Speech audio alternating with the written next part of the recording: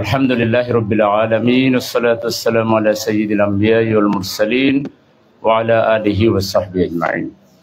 আমাদের প্রাণপ্রিয় শহীদি কাফেলা বাংলাদেশ জামায়াত ইসলামী ঢাকা মহানগরী উত্তরের উদ্যোগে উত্তরা এলাকায়, যেখানে সবচেয়ে বেশি বলা যায় শাহাদাতের ঘটনা ঘটেছে, আহত হওয়ার ঘটনা ঘটেছে, উত্তরার প্রতিটা বাসা বাড়ি অনিরাপদ ছিল। বাসা থেকে মুহুর্মুহু সাউন্ড গ্রেনেড, গুলি, টিয়ার গ্যাস, হত্যা এবং নির্যাতন যজ্ঞের দৃশ্য এই উত্তরার লক্ষ লক্ষ বনি আদম তারা একটা বন্দি জীবন যাপন করছিলেন, অনিরাপদ জীবন যাপন করছিলেন।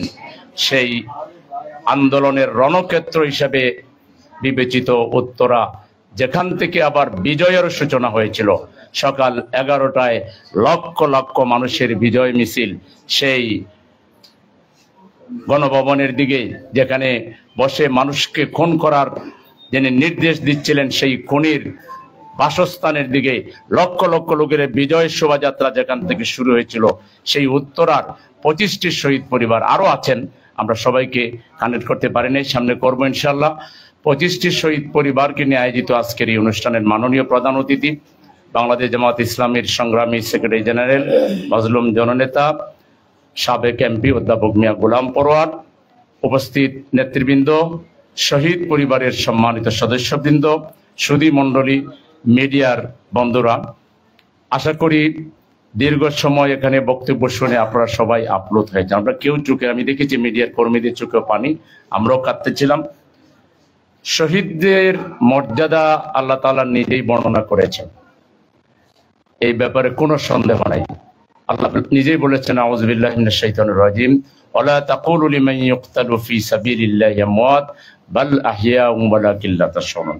যারা আল্লাহর পথে নিহত হয় তাদেরকে মৃত বলো না, তারা জীবিত, কিন্তু তোমরা তা বুঝতে পারো না। বিশাল মর্যাদা। এটা একটা কার্যকারণও আছে। ওহুদের যুদ্ধের প্রথম শহীদ আব্দুল্লাহ রাদিয়াল্লাহু আনহু শাহাদাতের পরে স্বয়ং রব্বুল আলামিন তার সাথে সাক্ষাৎ করেছিলেন আর বলেছিলেন, হে আমার বান্দা, তুমি তোমার সবচেয়ে প্রিয় বস্তু জীবনটা আমার জন্য দিয়ে এসেছো, আমি তোমাকে কি সম্মান দিতে পারি? ওই শহীদ তখন বলেন, আল্লাহ তাইলে আরেকবার আমাকে দুনিয়ায় পাঠিয়ে দেন, আমি আবার শহীদ হয়ে আসি। আল্লাহ তাআলা বললেন, তোমার অন্য কিছু থাকলে বলো। তখন তিনি বলেন, তাইলে আপনি দুনিয়ার মানুষকে জানিয়ে দেন আপনি যে শহীদদেরকে এত মর্যাদা দেন। এটা সূরা বাকারার 153 নম্বর আয়াত, তখন এই আয়াতটা নাজিল হয় দুনিয়াবাসীকে জানাবার জন্য যে শহীদদেরকে মৃত বলা যাবে না, তারা মরে না, তারা জীবিত, আল্লাহর পক্ষ থেকে তারা রিজেক্ট প্রাপ্ত। শহীদ পরিবারের জন্য এটা হলো সবচেয়ে বড় সান্ত্বনা। দ্বিতীয় হলো যে 70 জন এমন মানুষ যারা নিশ্চিত জাহান্নামী হিসাবে ফয়সালা হয়ে গিয়েছে, এরকম 70 জন মানুষকে শহীদ আল্লাহর কাছে ফরিয়াদ করবেন যে আল্লাহ, আমি এদেরকে নিয়ে বেহেশতে যেতে চাই। তখন আল্লাহ তাআলা তার কথা অনুযায়ী, তার সুপারিশ অনুযায়ী ওই 70 জন মানুষকে মাফ করে দিয়ে জান্নাতের ফয়সালা করবেন, যেই 70 জনের ব্যাপারে পূর্বের ফয়সালা ছিল জাহান্নামের। এটা অনেক বড় একটা ব্যাপার। থার্ড হলো যে শহীদরা, এই যে আজকে দেখেন দুনিয়ার এমন কোনো জায়গা নাই, পৃথিবীর দেশে দেশে কাবার গিলাফ ধরে মক্কায়, মদিনায়, সারা দুনিয়ার মসজিদে মসজিদে বাংলাদেশের শহীদদের জন্য দোয়া করা হচ্ছে। এই শহীদরা বাংলাদেশের ইতিহাসের শ্রেষ্ঠ বীর হিসেবে কেউ স্বীকৃতি দিয়ে অথবা না দিক, তারা বীর হিসেবে আজীবন আমাদের শ্রদ্ধেয় সম্মানিত হয়ে থাকবেন, তাদের পরিবার আমাদের কাছে শ্রদ্ধার পাত্র হয়ে থাকবে। আরো অনেক ব্যাপার আছে। সবচেয়ে বড় ব্যাপার হলো তারা কি চেয়েছিলেন। তারা একটা পরিবর্তন চেয়েছিলেন, তারা একটা সংস্কার চেয়েছিলেন, তারা স্বৈরাচার মুক্ত স্বাধীন বাংলাদেশ চেয়েছিলেন, সেটা তো পাওয়া গেছে। তারা বৃহত্তর প্রয়োজনে মানুষের মুক্তির জন্য তাদের জীবনটা বিলিয়ে দিতে পেরেছেন, এটাও কম পাওয়া নয়। পৃথিবীতে অনেক আন্দোলন হয়, সফল হয় না, কিন্তু এই আন্দোলন চূড়ান্তভাবে সফল হয়েছে, আলহামদুলিল্লাহ। সম্মানিত শহীদ পরিবারের সদস্যবৃন্দ এবং সুধী মণ্ডলী, এত সত্ত্বেও এই যে মা বললেন যে আমি গৃহিণীর কাজ করি, আমি অন্যের বাসায় কাজ করি, আমার ছেলে বলছে মা স্বাধীন হয়ে গেছি, আর তোমাকে কাজ করতে হবে না, আমরা এখন সুখী জীবন যাপন করব। সেই মাকে কে সান্ত্বনা দেবে? এই যে বোনটা বললেন, আমার স্বামী কনে কনে জিজ্ঞেস করতো যে তোমার কিছু লাগবে কিনা, আমি কি তোমার জন্য কিছু নিয়ে আসবো কিনা। আপনারা যে যতই কাছে দাঁড়ান, আমার এই স্বামীর মতো ডেইলি কি বলতে পারবেন? এই অশান্ত হৃদয়ে যে আগুন জ্বলছে, দাও দাও করে আগুন জ্বলছে, কিংবা আমার যে মেয়েটি স্কুল পড়ুয়া মেয়েটি, তার ঘরে সে তো আন্দোলনে যায়নি, তার কি অপরাধ ছিল, কেন তাকে হত্যা করা হলো? তাহলে এগুলোর কোনো জবাব আমাদের কাছে নেই, আমরা তাদেরকে এগুলোর কোনো সান্ত্বনা দিতে পারবো না। হ্যাঁ, আমরা পারবো আমাদের যার যার জায়গা থেকে দায়িত্ব পালন করে। আজকে এই শহীদ পরিবারকে নিয়ে আপনারা স্টোরি করেন, এই ঘটনাগুলো, এই যে ছোপ ছোপ রক্তের দাগে যে মাথা তেতলে গেছে। সম্মানিত সাংবাদিক বন্ধুরা, আপনাদের স্টোরি আমরা শুনি মাঝে মধ্যে, এক একটা স্টোরি আপনারা অপরাধ জগৎকে তুলে নিয়ে আসেন, এমন এমন ঘটনা নিয়ে আসেন যেগুলো দ্বারা মানুষ সত্যি আপনাদের সম্মান করে, মর্যাদা দেয়। আজকে এত বড় ঘটনা জাতির জন্য যারা করলো, তাদের জন্য স্টোরি আমরা টেলিভিশনে দেখতে চাই। একটা না, এক একটা পরিবারকে নিয়ে 4টা-5টা স্টোরি করেন। প্রিন্ট মিডিয়াওয়ালারা আপনারা একটু করেন, লেখেন না। আজকে লিখতে আপনাদের কলম কোথায় বাধাগ্রস্ত হচ্ছে, আপনাদের ভয়েস কোথায় বাধাগ্রস্ত? এখন তো দেশ স্বাধীন, এখন তো আর সেই জাতাকল নাই। এখনকার সরকার কি আপনাদেরকে নিষেধ করবে? যদি করে আপনারা আমাদেরকে বলবেন, আমরা সরকারের সাথে কথা বলবো। অবশ্যই সরকার সেটা করবে না। তাইলে কেন আমরা দেখছি না টেলিভিশনগুলোতে দিনের পর দিন ডেইলি 4টা করে স্টোরি করে? হাজার খানেক লোক শহীদ হয়েছে, তার মায়ের অভিব্যক্তি নেন, তার বাবার অভিব্যক্তি নেন, ভাইয়ের নেন, বোনের নেন, স্ত্রীর নেন। আপনাদের টেলিভিশনও জনপ্রিয় হবে, আপনারা জাতীয় দায়িত্ব পালন করবেন, আপনারা শহীদদের ওই সুপারিশের মধ্যেও সামিল হয়ে যেতে পারেন। এজন্য মেহরবানি করে শহীদদের প্রতি সুবিচার করুন, দেশের প্রতি সুবিচার করুন। মিডিয়ার মাধ্যমে সাদাকে সাদা বলুন, কালোকে কালো বলুন, সত্যকে উপস্থাপন করুন। মিডিয়া তো সেই শক্তি যারা যুদ্ধের ময়দানও জীবন বাজি রেখে সত্য যারা উপস্থাপন করেন, তারাই হচ্ছে মিডিয়া জগতের লোক। আজকে বাংলাদেশ তো স্বাধীন, আজকে আপনাদেরকে 18 কোটি মানুষ স্যালুট জানাবে যদি আপনারা এগুলো তুলে ধরতে পারেন। আমরা রিকোয়েস্ট করব, আপনারা নিজ কানে শুনলেন, নিজ চোখে দেখলেন শহীদ পরিবারের দুরবস্থার কথা, এগুলো যেন আপনাদের মিডিয়াতে একটু আসে, আমরা সে অনুরোধ করব। 2 নম্বর হলো, গত সরকার যে এই যে আজকে সালমান এফ রহমানের কথা মিডিয়া আসছে, যে সব জায়গায় বাঘ নিতেন, উনি নিতেন, বোন নিত, ছেলে নিত, বাঘ ছাড়া কোনো কাজই হইতো না। এগুলো কেন আজকে আসছে না? এক একটা স্টোরি করে এই দুর্নীতির যে পাহাড়, জাতিকে যে ফুকলা করে দেওয়া হয়েছে, ব্যাংক যে খালি করে দেওয়া হয়েছে, এই দুর্নীতির টাকা দিয়েই তো মানুষের উপরে গুলি চালানো হয়েছে, হত্যা করা হয়েছে। আপনাদেরকেও কণ্ঠ চেপে ধরে রাখা হয়েছিল, আপনাদের বউ ভাই বিদেশ গেছে সত্য বলার অপরাধে। আজকে আপনারা একটু এই দুর্নীতির চিত্রগুলো, চাঁদাবাজির চিত্রগুলো, হত্যার চিত্রগুলো আপনাদের মিডিয়ার মাধ্যমে মেহরবানি করে তুলে ধরুন। এবং এখনো যারা চাঁদাবাজি করছে, দুঃখ লাগে, ব্যথা লাগে, রক্তের দাগ শুকাতে না শুকাতে পতিত স্বৈরাচারের কিছু লোককে রিসিভ করে মিলেমিশে এখন আবার একটা গোষ্ঠী সব ঘাট, সব পরিবহন, সব মাঠ ইঞ্চি ইঞ্চি, ইভেন আমি শুনেছি তারা ফকিরের কাছ থেকেও চাঁদা নেয়। ফকিরে বলে যে এত ঘন্টা থেকে এত ঘন্টা তোমার 1000 টাকা দিতে হবে, মানে ফকিরেরও ফকির। সুতরাং আমরা পরিষ্কার বলে দিতে চাই, এই আন্দোলন আবার নতুন করে চাঁদাবাজি করবেন, আবার নতুন করে টেন্ডারবাজি করবেন, আবার নতুন করে চাঁদাবাজি টেন্ডারবাজি করে ক্ষমতায় গিয়ে আবার তাই করবেন। কোন চাঁদাবাজ, কোন চাঁদাবাজের প্রশ্রয়দাতা, নির্দেশদাতা, কোন নেতৃত্ব, কোন গোষ্ঠীকে বৈষম্য বিরোধী ছাত্র সমাজ, দেশের গণমানুষ এবং জামাত ইসলামী কখনো মেনে নেবেন না। এদের বিরুদ্ধে আমাদের লড়াই চলবেই। এই দেশ চূড়ান্তভাবে চাঁদাবাজ মুক্ত না হওয়া পর্যন্ত, এই দেশ চূড়ান্তভাবে দুর্নীতি মুক্ত না হওয়া পর্যন্ত জামাত ইসলামীর আন্দোলন, বৈষম্য বিরোধী ছাত্রদের আন্দোলন, গণমানুষের আন্দোলন কখনোই থামবে না। এই ব্যাপারেও আমরা মিডিয়ার সহযোগিতা কামনা করছি। আপনারা আমাদের কাউকে যদি কোনো জায়গায় অপরাধে পান, আপনারা প্রকাশ করে দেবেন, আপনাদের প্রকাশ করা লাগবে না। আমরা দূরতম খবর পাইলে ওর 12টা বাজাই দেব। আমরা প্রকাশ্য রাজনীতি করি, আমাদের কোনো গোপন রাজনীতি নেই।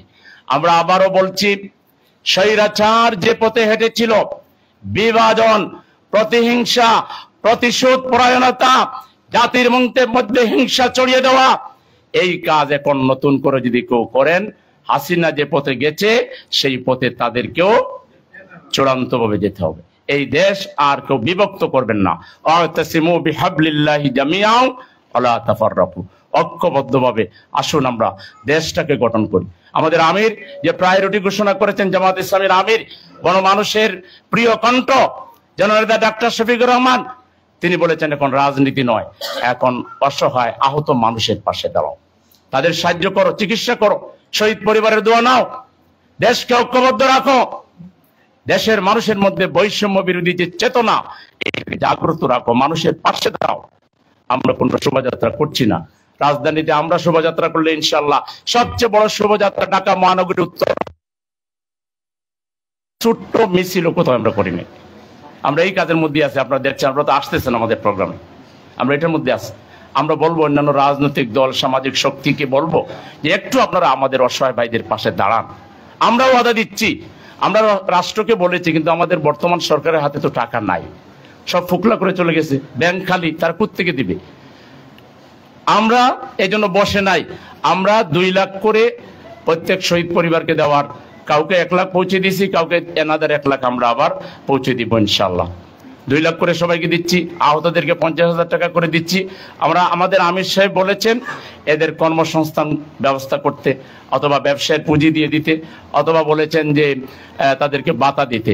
আমরা এগুলো সবই পর্যায়ক্রমে করব। যে ভাই বোনেরা এখানে এসেছেন, এটা ঠিক যে আপনাদের যে বোন তার স্বামী হারিয়েছেন, আমরা স্বামী ফিরিয়ে দিতে পারবো না, যে মা তার সন্তান হারিয়েছে তার সন্তান আমরা দিতে পারবো না, কিন্তু আমাদের পক্ষ থেকে সর্বাত্মক প্রচেষ্টা চালাবো ইনশাআল্লাহ। আমরা আপনাদের পাশে আছি এবং থাকবো। আপনারা এই ব্যাপারে আমাদের উপরে আস্থা রাখতে পারেন, আমরা আপনাদেরকে ছেড়ে যাব না, আপনাদের পাশে আমরা থাকবো ইনশাআল্লাহ। আর সর্বোপরি আমরা বলবো, সম্মানিত মিডিয়ার ভাইদেরকে বলবো, দেশবাসীকে বলবো, জাস্টিসের জন্য আমাদের ছেলেরা রক্ত দিয়েছে, আমাদের মেয়েরা রক্ত। জাস্টিস কিভাবে হতে পারে? এই দেশ সংখ্যাগরিষ্ঠ মুসলমানের দেশ, রাষ্ট্রধর্ম ইসলাম, বিসমিল্লাহির রহমানির রহিম সংবিধানে আছে। আমরা আল্লাহতে বিশ্বাস করি, আখেরাতে বিশ্বাস করি, আমাদের ঈমান হলো আখেরাতে আমাদের সব কাজের হিসাব দিতে হবে।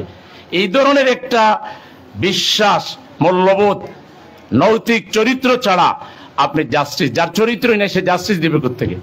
সেজন্য জাস্টিস আনার জন্য আমরা কি কোরআন চর্চা বাড়াবো? কোরআনের মধ্যে এর কোনো ব্যবস্থা আছে কিনা? মুহাম্মদ রাসূলুল্লাহ সাল্লাল্লাহু আলাইহি ওয়াসাল্লামের চরিত্রে এটা আছে কিনা, ব্যবস্থা এটা আছে কিনা? অবশ্যই আছে। আমরা যদি এটার চর্চা বাড়াতে পারি, সবার নলেজে যদি আমরা নৈতিক শিক্ষা ঢুকাই দিতে পারি, মানুষ যদি আল্লাহকে ডরায়, পরকালের বিশ্বাস যদি শক্তিশালী হয়, কোনো পুলিশও লাগবে না, কাউকে লাগবে না, সে নিজে থেকেই ঘুষ খাবে না, সে নিজে থেকেই দুর্নীতি করবে না, সে নিজে থেকেই খুনের নির্দেশ দিবে না, সে নিজে থেকেই শৃঙ্খলিত, নিজেকে সুশৃঙ্খল রাখবে। আমরা বিশ্বাস করি, আমরা যদি সংখ্যাগরিষ্ঠ মুসলমানের দেশে কোরআনের দৃষ্টিভঙ্গিটাকে, হাদিসের দৃষ্টিভঙ্গিটাকে, মুহাম্মদ রাসূলুল্লাহ সাল্লাল্লাহু আলাইহি ওয়াসাল্লামের জীবন চরিত্রটাকে চর্চা বাড়াতে পারি, হতে পারে আমাদের যে জাস্টিসটা আমরা পেতে চাই সেটাই আমরা এনশিওর করতে পারবো। আল্লাহ আমাদের সকলকে বোঝার তৌফিক দান করুন। আজকে কষ্ট করে আসার জন্য আপনাদের সবাইকে, বিশেষ করে মিডিয়ার ভাইদেরকে, সুধী মণ্ডলীকে, শহীদ পরিবারকে আমাদের পক্ষ থেকে অনেক অনেক শুভেচ্ছা, ধন্যবাদ, মোবারকবাদ, সম্মান এবং শ্রদ্ধাবোধ জানিয়ে আমাদের মাননীয় প্রধান অতিথি, তার ফিজিক্যাল একটু সমস্যার কারণে কণ্ঠ একটু বসে গিয়েছে, ম্যারাথন প্রোগ্রাম করছেন, কোথাও ঠান্ডা লেগে গিয়েছে, আজকে বোধহয় বক্তব্য দিতে পারবেন না, একটু মোনাজাত করবেন মনে মনে হাত তুলে, আর পরে শহীদ পরিবারকে আমাদের যে ডোনেশনটা এটি দিয়ে দিবেন উনি, মিডিয়ার বাইরে সেটাই একটু নেওয়ার চেষ্টা করবেন। উনি বক্তব্য বোধহয় দিতে পারবেন না। আমি আমাদের প্রধান অতিথিকে মোনাজাতের মাধ্যমে শহীদ পরিবারের সাথে একাত্মতা ঘোষণা এবং পরবর্তীতে আমাদের ডোনেশনগুলো ডিস্ট্রিবিউশন করার জন্য বিনীতভাবে অনুরোধ করছি। আসসালামু আলাইকুম ওয়া রাহমাতুল্লাহি ওয়া বারাকাতুহু। দিব না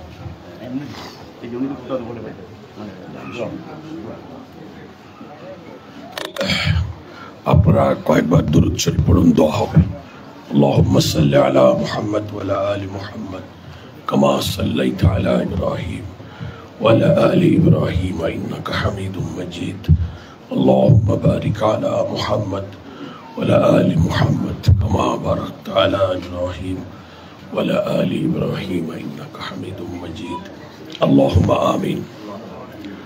আলহামদুলিল্লাহি রাব্বিল আলামিন। الصلاة والسلام على سيد المرسلين وعلى آله وصحابه أجمعين. لا إله إلا الله عظيم الحليم. لا إله إلا الله رب العرش العظيم. لا إله إلا الله رب السماوات والأرض ورب العرش الكريم. ربنا ظلمنا أنفسنا وإن لم تغفر لنا وترحمنا لنكونن من الخاسرين. رب ارحمهما كما ربياني صغيرا ربنا اغفر لي ولوالدي وللمؤمنين يوم يقوم الحساب ربنا هب لنا من ازواجنا وذرياتنا قرة اعين واجعلنا للمتقين اماما اللهم اغفر لحينا وميتنا وشاهدنا وغائبنا وصغيرنا وكبيرنا وذكرنا وانثانا اللهم من احييته منا فاحيه على الاسلام ومن توفيته منا فتوفه على الايمان يا الله يا رب العالمين يا ارحم الراحمين আল্লাহ ন্যায়ের জন্য তোমার জন্য যারা জীবন দিয়েছে এমন শহীদদের সন্তান মাতা পিতা ভাইদেরকে দিয়ে আমরা তোমার কাছে হাত তুলেছি আল্লাহ তুমি আমাদের দোয়াকে কবুল করো আল্লাহ তুমি শহীদদের শাহাদাতকে মঞ্জুর করো আল্লাহ তুমি জান্নাতুল ফিরদাউসে উচ্চ মর্যাদা তাদেরকে দান করো আল্লাহ আল্লাহ যাদের মুখ খালি হয়ে গেছে তার হৃদয়কে তুমি প্রশান্ত করে দাও তাদেরকে তুমি সবরুন জামিল দান করো হাজার হাজার ছাত্র জনতা আহত হয়ে যারা হাসপাতালে বাড়িতে কষ্ট পাচ্ছে তাদেরকে তুমি শেফায়ে আজিলা কামেলা দান করো শহীদদের পরিবারের দুঃখ কষ্ট বেদনা অভাব অনটন পেরেশানি চোখের পানিকে আল্লাহ তুমি বারাকা দিয়ে পরিপূর্ণ করে দাও বাংলাদেশের জামাত ইসলামীকে অসহায় দুস্থ বিপদগ্রস্ত মানুষের ঠিকানা হিসেবে তুমি কবুল করো আমাদের প্রিয় আমিরে জামাত সহ সারা দেশের জামাত ইসলামী নেতা কর্মীদেরকে তুমি হেফাজত করো আল্লাহ আমরা সবাই গুনাহগার আমরা যারা হাত তুলেছি সারা দেশে একটি স্বৈর শাসকের পতনের জন্য যারা জীবন দিয়েছে আহত হয়েছে বছরে বছরে কত